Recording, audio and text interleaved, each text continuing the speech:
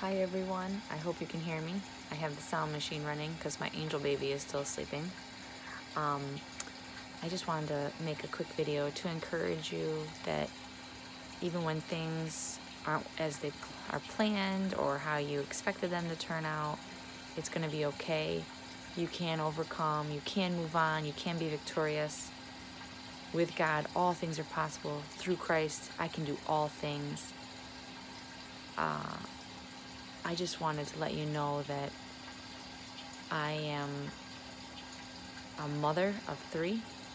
2 of those pregnancies were planned, 1 was not. I have been a breastfeeding mother, a formula feeding mother. I have been a full-time working mom. I have been a full-time stay-at-home mom. I have been a homeschooling mother. I am the niece of a late Down syndrome man. He changed the trajectory of my grandmother's life, therefore changing my mother's legacy and passing it on to me, passing it on to my sons now and their future generations behind them. I am the daughter-in-law to a woman who is deaf.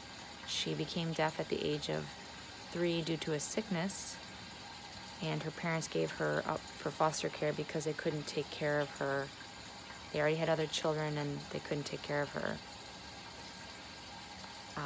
I've been a married mother and a single mother.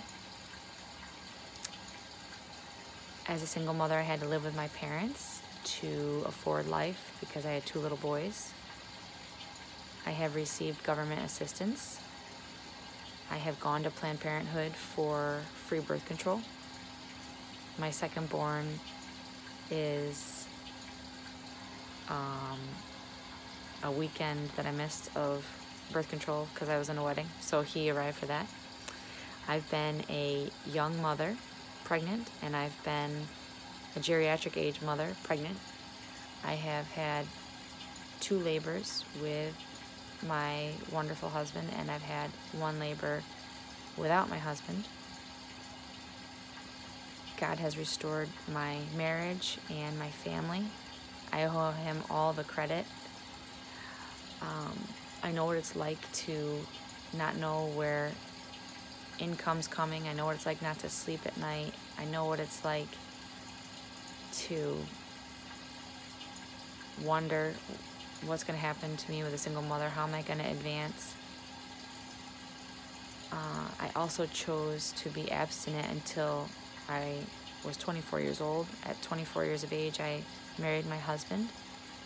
I chose abstinence because I didn't want to take the risk of having an unplanned pregnancy at a young age. I know from family members how devastating abortion is. I chose to not make the same mistake.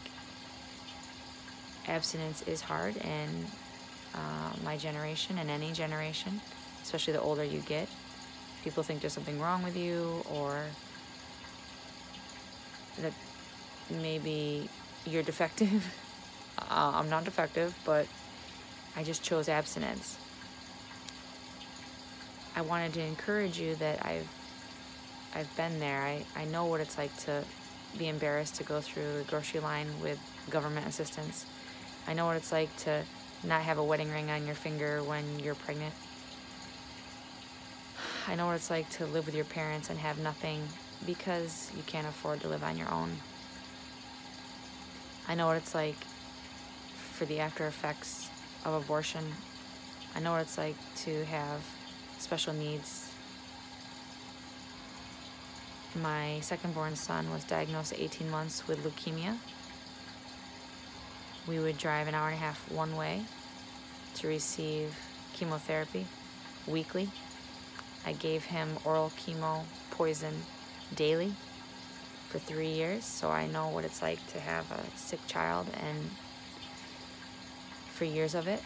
I wouldn't wish that on anybody. I wouldn't wish single parenting on anyone. I wouldn't wish Down syndrome on anyone. I wouldn't wish government assistance on anyone. Yet I know that God works all those things for our good, and I wouldn't be where I am today. I wouldn't believe the way I believe. I wouldn't be as passionate if I hadn't gone through those things.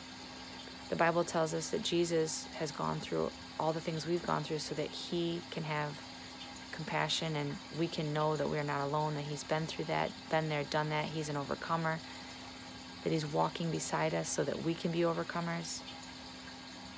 I want you to know that I want to be that person for you. I know social media can look like everything's hunky-dory and pristine and clean, but it's not. I know that it's hard, and I want you to know that I'll be there for you, praying for you, rooting you along, also connecting you with people who can walk with you and beside you. God is faithful. Life is always the choice. He will help you. He'll provide for you when you didn't know that you'd have money for this or that. God loves you. God loves your children. God is for you.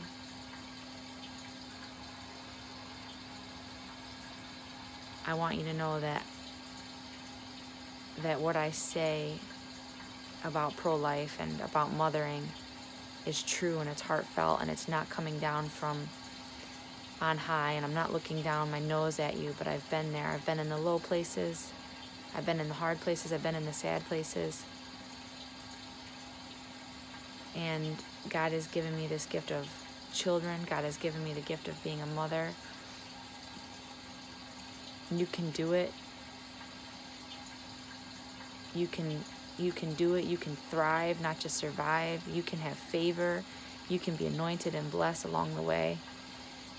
May the Lord shine his face upon you, because he is for your children.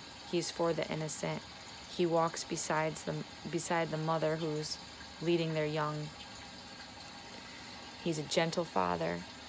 His name is Father because he wants to be a parent to children. So I hope this encourages you, and please reach out to me if you want any support or help or prayer. I think my little guy might be waking up. I'll talk to you soon.